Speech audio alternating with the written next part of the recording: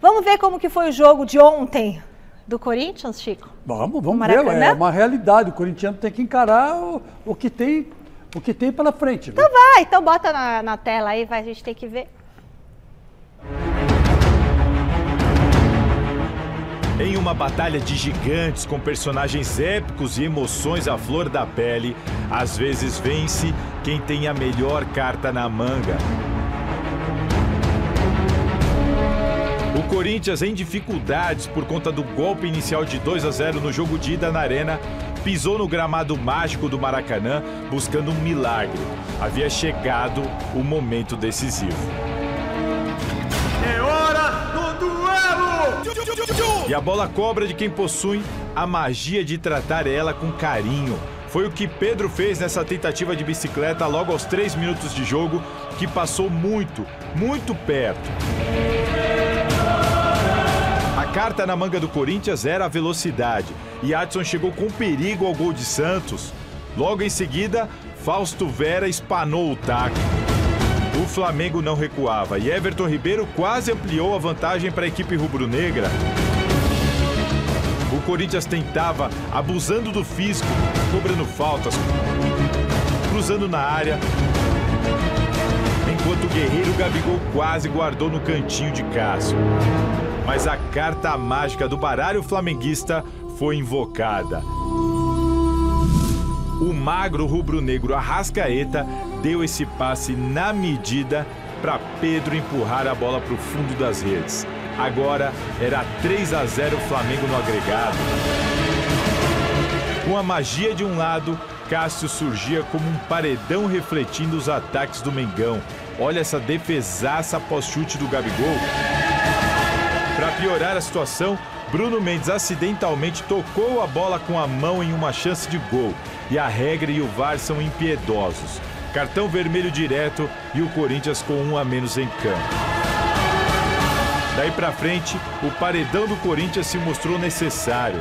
Gabigol quase fez o 4-0 do agregado, se não fosse por Cássio. Final de jogo, Flamengo de muitas cartas na manga 3, Corinthians fora da competição 0. No golo, evidentemente que o golo, com uma desvantagem tão grande, não foi aqui onde a eliminatória de facto se resolveu, foi na segunda parte no nosso estádio. Hoje, depois do golo, depois da expulsão, evidentemente seria quase impossível conseguirmos reverter a situação. E aí, Chico Lang?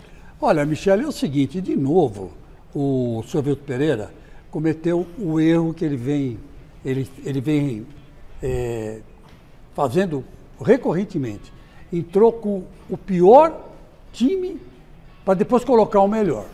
Então, o que eu quero dizer é o seguinte, ele devia ter entrado com o Renato Augusto, devia ter já entrado com o Mosquito, não devia ter tirado o Adson.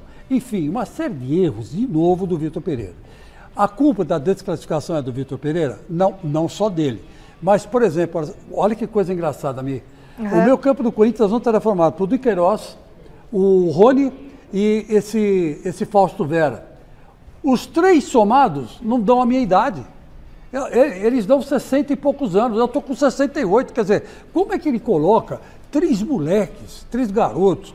Pô, podiam ser os melhores do mundo para enfrentar o Flamengo no Maracanã, para marcar o João lá, como é que chama? O João o quê? O sobrenome daquele João? João Gomes, que jogava de volante, o Everton Ribeiro e o Arrascaeta, cara. Quer dizer, é brincadeira, é um negócio desproporcional. Eu, quando vi esse time colocado por ele, eu falei, bom, ele jogou a toalha, não é possível. Ele não está afim de nem fazer frente para o Flamengo. E foi o que aconteceu. O Corinthians foi um time bizarro, um time inútil, sabe, que não criou absolutamente nada. A única grande chance de gol foi criada pelo Adson, né? Logo no comecinho do jogo, Sim. Que ele entrou pela direita, bateu e o Santos mostrou que tem um golpe de vista espetacular. Quer dizer, foi aí só, mais nada, não aconteceu mais nada. Muito ruim, fiquei bastante triste e envergonhado pelo futebol que o Corinthians mostrou. Então, eu estou muito em parte com o que o Chico disse, eu concordo com ele. Muita coisa do que ele falou. Né? No Corinthians, ele tinha, acho que em campo, 4 jogadores acima de 23 anos. No mais, eram jogadores na faixa de 23 anos para enfrentar o gigante Flamengo. Sobre essa história de colocar os melhores, tem que colocar os melhores. O Renato Augusto não começou jogando por quê? Essa é a minha pergunta. Renato Augusto não começou jogando por quê? É a pergunta do mundo. Aí Hoje o mundo está perguntando Aí ele disse, isso. o Renato Augusto, ele aguentava 45 minutos. Se aguentava 45 minutos, colocasse ele nos primeiros 45 minutos. Então ele colocou um time com um vigor físico para tentar fazer uma marcação alta no Flamengo. Ele até conseguiu essa marcação alta, mas teve um único chute a gol, aquela jogada do Adson, como você destacou.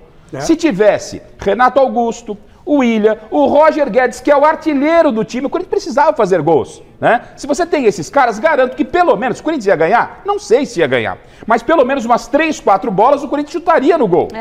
Então, o professor Vitor Pereira, ele tem dificuldade nesse rodízio. Ele está muito preocupado com o que a planilha médica está dizendo. E isso não faz com que ele tenha um time. Ele não tem um time, não tem uma espinha dorsal. Ele não consegue um time. A cada jogo ele poupa um pouquinho aqui, mas aí o que ele poupa, ele já joga no segundo tempo. É uma salada mista que ele não se resolve. E isso reflete. E ele não é o único culpado. Jogadores grandes que tiveram em campo também não deram a cara para bater. Verdade. Olha, o Salazar vem agora do Parque São Jorge com mais informações do jogo de ontem. Boa noite, Salazar. Como que repercutiu essa eliminação, hein?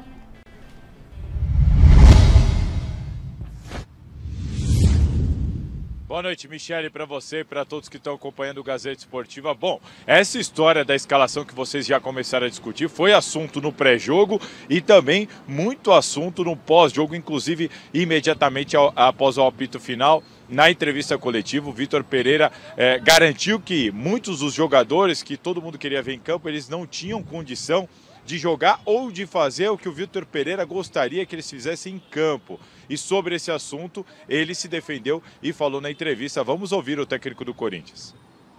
E como tivemos que jogar há 3 dias atrás, debaixo de chuva, terreno pesado, e eu senti claramente alguns deles que foram ao limite do desgaste.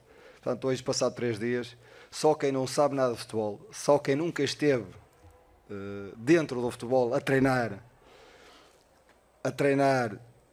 mas não é treinar há 30 anos atrás, é treinar agora, com a intensidade que se joga agora. É que não entende porque é que eu tive que fazer gestão. Tenho que fazer gestão porque eles hoje seriam incapazes de pressionar como eu quero, seriam incapazes de acelerar o jogo como eu quero, e, portanto, tomara eu poder jogar com eles de 3 em 3 dias, mas é impossível. Isso é impossível porque não se consegue recuperar. Não tenho nada que me arrepender. Nada. Rigorosamente nada. Hoje estou orgulhoso daquilo que a equipa fez. Estou orgulhoso daquilo que a minha equipa fez. Bom, Vitor Pereira, ele não tem nada para se arrepender, como ele disse, mas a campanha do Corinthians, agora eliminado da Copa Libertadores da América, mostra muito da dificuldade que o time encontrou desde o início da competição. Vamos mostrar uma telinha aí na tela, aqui do meu lado, para o torcedor dar uma olhada. O Corinthians fez 10 jogos nessa Copa Libertadores da América, venceu apenas 2 no tempo normal, foram 5 empates, 3 derrotas, o time marcou apenas 5 gols, sendo que teve gol contra aí nessa soma, levou 7 gols, passou para a segunda fase em segundo lugar e agora acabou caindo nas quartas de final da Copa Libertadores da América. O Vitor Pereira certamente está vivendo o seu momento de maior instabilidade e de maior cobrança externa. Muitos torcedores criticaram o Vitor Pereira, principalmente pelas decisões nas escalações, tanto no jogo de Itaquera quanto no Maracanã. E aí uma apuração que eu fiz junto com a Marina Buffon, lá do site da Gazeta Esportiva, é a seguinte, é de que há jogadores, e desse grupo que eu estou me referindo, são dos jogadores mais experientes, entre os mais experientes, há jogadores incomodados com a maneira de trabalhar do Vitor Pereira. Isso não é de hoje, isso vem de 2 meses para cá, e a informação que chega para mim é que todo mundo entende que o Vitor Pereira é um ótimo treinador, entende que até tem uma boa relação pessoal, não há nenhum problema com metodologia de treino, nem de partida, estratégia, nada disso. Mas há um incômodo pela maneira como ele trabalha. O fato dele expor os jogadores em entrevistas coletivas, o fato dele não revelar a escalação para os jogadores com antecedência, de tomar algumas decisões de maneira unilateral, a questão do rodízio, os jogadores entre os mais experientes, muitos gostariam de jogar mais, dizem que sente essa falta de ritmo de jogo. Enfim, a gente escutou alguns relatos de que revelam esse incômodo de alguns dos medalhões pela maneira como o Vitor Pereira trabalha, e que o Cássio e o Fábio Santos seriam os jogadores que estariam ali fazendo esse meio de campo, tentando contornar a situação. E aí, para encerrar aqui, do outro lado, a diretoria do Corinthians banca o Vitor Pereira. Está ciente, sabe de tudo isso que está acontecendo, mas está do lado do treinador nessa, entende que o Vitor Pereira já foi contratado para chegar aqui e ter tamanho suficiente para encarar qualquer dificuldade e bater de frente com qualquer jogador. Por enquanto, segue bancado o técnico do Corinthians. Quero ver se perder do Palmeiras aí. Bom, fala, Chico Langue, a situação tá estranha para o Vitor Pereira, né? Estranhíssima. Eu acho que o gato subiu no telhado. Eu vou explicar por quê. O Vitor Pereira, agora, ele vai ter 2 competições para disputar. O Campeonato Brasileiro e a Copa do Brasil. A Copa do Brasil está difícil, porque o Atlético Goianiense fez 2-0. Quando o Corinthians foi jogar lá. Quem fez 2-0 no Corinthians do Vitor Pereira? Atlético Goianiense. Quem? Do Jorginho. Quem fez? Atlético Goianiense então, do Jorginho. Tá bom. O Dragão. É Dragão lá também, né? Acho que é Dragão também. Então, quer dizer, é o fim da picada. É Dragão Benfica, é Dragão Atlético, sei lá, Furacão, enfim. Esse aí é Dragão. O Dragão fez o que quis com o Corinthians. E o Corinthians saiu no lucro, porque eles perderam 3 gols feitos. E dessa vez o Cássio não salvou, não. A bola passou raspando. Então o Corinthians vai jogar com o Atlético Goianiense. E vai jogar com o Palmeiras sábado. Então, nesses 2 jogos, o Vitor Pereira tem um desafio enorme. Ele tem que vencer os 2. Tem que vencer os 2 para continuar sobrevivendo no Campeonato Brasileiro. Não deixar o Palmeiras desgarrar, mais ainda do que está. E ganhar para continuar na Copa do Brasil. Ele vai conseguir? Eu não sei. Por isso que eu acho que o gato subiu no telhado. Porque os jogadores já não estão comprando a ideia dele. E não adianta ele querer fazer o Corinthians baseado nos garotos. Porque os garotos do Corinthians são ruins. Essa é a grande verdade. Os garotos do Corinthians são ruins. Não resolvem, não estão resolvendo. Se fosse aqueles garotos espetaculares, Robinho, Diego, né, quando apareceram, Neymar, Ganso, era outro esquema do Santos, né? Mas esse esquema aí do Corinthians é ruim. Nenhum garoto sobressai. Nenhum garoto é fora de série. E ele vai precisar dos veteranos. Os veteranos não estão satisfeitos com ele, então o gato subiu no telhado. Na sexta-feira passada eu falei para o Flávio Prado, numa discussão aqui sobre Corinthians, né? Eu falei, no próximo domingo, no Mesa Redonda, a gente vai estar podendo falar de uma possibilidade de queda do Vitor Pereira. Falei, vamos esperar. Já tomou a paulada do Flamengo, tem o Palmeiras no final de semana, né? Tinha o Avaí ainda no final de semana. Foi lá e perdeu pontos com o Avaí. Né? Falei que não ganharia. Fez aquela salada toda. Eliminado na Libertadores. Toma um pau do Flamengo no final de semana. Do Palmeiras. Do Palmeiras no final de semana. A diferença vai para 9. Né? E depois pode ser eliminado no meio de semana para o Atlético Goianiense. E aí, o Salazar, e o repórter quando começa a trazer a informação, não, o técnico está bancado, eu já fico, opa.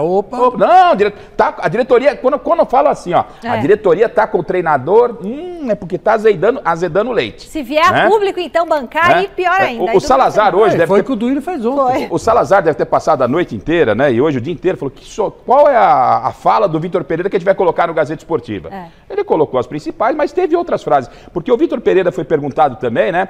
Mas qual o balanço da Libertadores? O português subiu nas tamancas. O que ele falou? Não, veja bem, há quantos anos o Corinthians não chega à fase de quartas de final? Responderam, há 10 anos. Aí está. Ô, Vitor Pereira, o Corinthians não é time de quartas de final, meu filho. Né? O Corinthians não é time de quartas de final. Será que vou ter que apresentar o Corinthians para você? O Corinthians é time de brigar por títulos. Quartas de final, não interessa se foi há 10 anos ou não foi. Quartas de final e o último é a mesma coisa. E a pergunta que foi muito bem feita, que o senhor deveria responder e ter a humildade de entender, é que a campanha na Libertadores foi pífia, como mostraram os números ali com o Thiago Salazar. Né? 5 o Corinthians, gols. 5 gols em 10 jogos. O Palmeiras fez mais de 30 no mesmo número de jogos. Mais de 30. O Corinthians fez 5 gols, tomou 7. Não é? Então, vai falar o quê da campanha do Corinthians? O Corinthians não fez gols no Boca e não fez gols no Flamengo em 4 jogos. Então, Vitor Pereira, menos, a diretoria está com você até a página 2. Te cuida, português. Só uma coisinha, só para vocês terem uma ideia, o Navarro do Palmeiras fez 9 gols na Libertadores e o Corinthians fez 5. O Navarro sozinho fez o dobro de gols. E ontem ele deixou o artilheiro do time no banco. O artilheiro do time no banco.